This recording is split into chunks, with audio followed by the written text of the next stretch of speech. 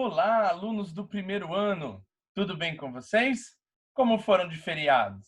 Ótimo? Muito bem. Pega a sua apostila de inglês e vamos começar mais uma aula. Hoje nós temos que fazer uma correção de um bloco de exercícios que vocês tinham lá no módulo número 9, página 384. Era o bloco que falava Turning to English. Exercício number 4. Antes de corrigir esse exercício, uma curiosidade.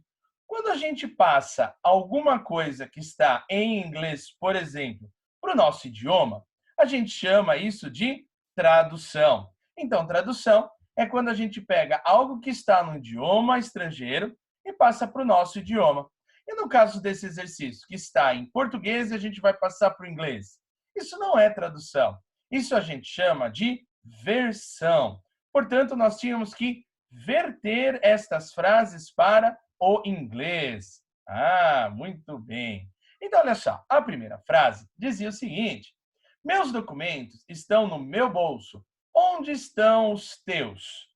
Veja, você tinha que ter a ideia, né, ter aí em mente que a gente usa, então, pronome adjetivo em inglês antes de um substantivo. E o pronome possessivo não vem antes de um substantivo. Portanto, vertendo essa frase para o inglês, nós temos: My documents are in my pocket. Where are yours? Então, a atenção que você tinha, ó, substantivo, adjective pronoun. Substantivo, pronome adjetivo. Não tem o substantivo, usamos o pronome possessivo. Então, onde estão os teus? Onde estão os seus? Where are yours? Ok? Number 2. A mãe dela e a minha são amigas. Vertendo essa frase para o inglês, nós temos Her mother and mine are friends. Então, é desnecessário eu falar a palavrinha mother duas vezes, tanto em inglês quanto em português. Então, seria errado a gente falar Her mother and my mother. Não necessariamente errado, mas não ficaria muito acertado, né? Her mother and my mother. Mesmo em português, a mãe dela e minha mãe são amigas. Repetição não fica bonito, né? Então, her mother and mine are friends. Então, aqui eu tenho um pronome adjetivo, vindo antes de um substantivo. Eu estou usando o pronome possessivo, porque eu não tenho o substantivo mother aqui. A gente tem um verbo. Então, her mother and mine are friends. Number 3. Um dos meus parentes trouxe aquele relógio da Europa. Nessa frase aqui, você tinha que ter um certo cuidado para não passar a palavra parentes escrevendo parents, que é um falso cognato. Então, você tem de lembrar que parents são os pais. Aqui eu tenho parentes, então eu tenho a palavrinha relative. So, one of my relatives brought that watch from Europe. Então, um dos meus parentes, aqui ó, relatives, brought, que é o passado do verbo bring, that watch from Europe. Lembrando que o relógio de pulso ele é chamado de watch. Vem da palavrinha wristwatch. E o relógio de parede é chamado de clock. Mas eu tenho uma outra possibilidade para escrever essa frase, usando aquela estrutura do duplo possessivo. O que era o duplo possessivo? A, substantivo of. Depois de a, substantivo of, pronome possessivo e não adjetivo.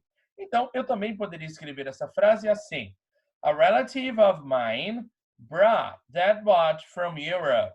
Então, é a mesma coisa. Um dos meus parentes trouxe aquele relógio da Europa. A diferença aqui na 3, eu usei um pronome adjetivo, my relatives.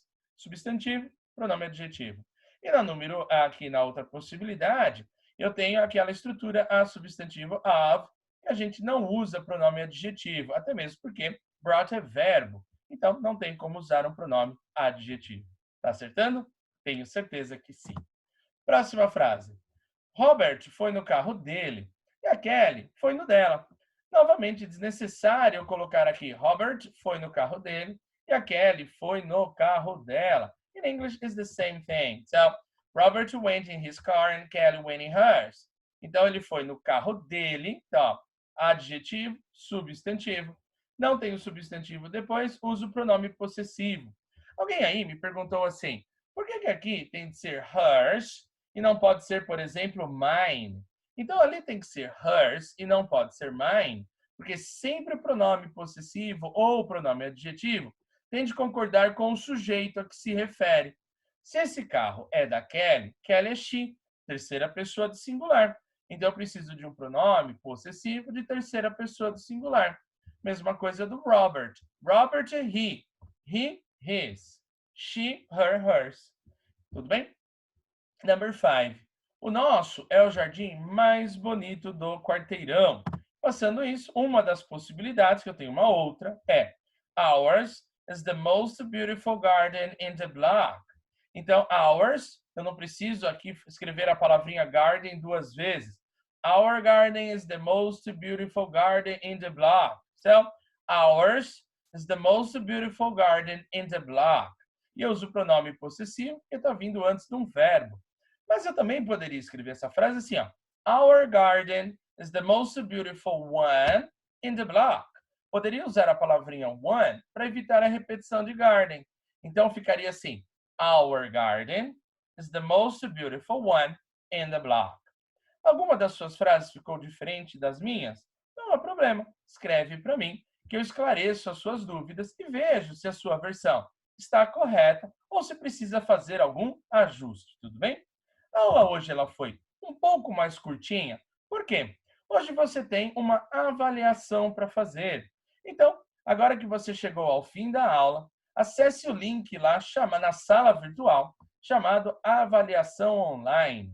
E essa avaliação você vai respondê-la, como o nome diz, completamente online, não precisa imprimir nada, não precisa mandar nada por e-mail. Você vai responder aí no seu computador, no tablet, no celular, abrir o formulário de avaliação, responda tudo o que lá está, tem questões de múltipla escolha, tem questões dissertativas, mas tudo você faz no seu aparelho eletrônico. Respondeu toda a atividade, clique em enviar e ela já vem automaticamente para mim.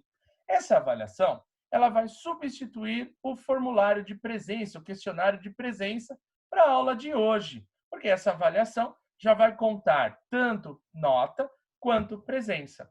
O resultado dessa avaliação eu vou somar com a avaliação que nós já tínhamos feito, referente aos módulos 1, 2 e 3 da apostila. Tudo bem? Eu vou somar essas duas notas para fazer o fechamento de inglês aí do primeiro trimestre. Você tem 48 horas para responder essa avaliação online. Tudo bem?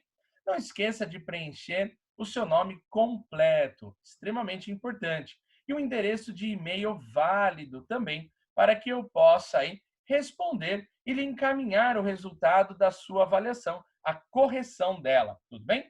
Se você tiver alguma dúvida, escreve para mim, englishteam.campestre@gmail.com, tudo bem? Foi uma alegria estar com vocês e até a nossa próxima aula. Um abraço a todos e boa avaliação. Bye, bye!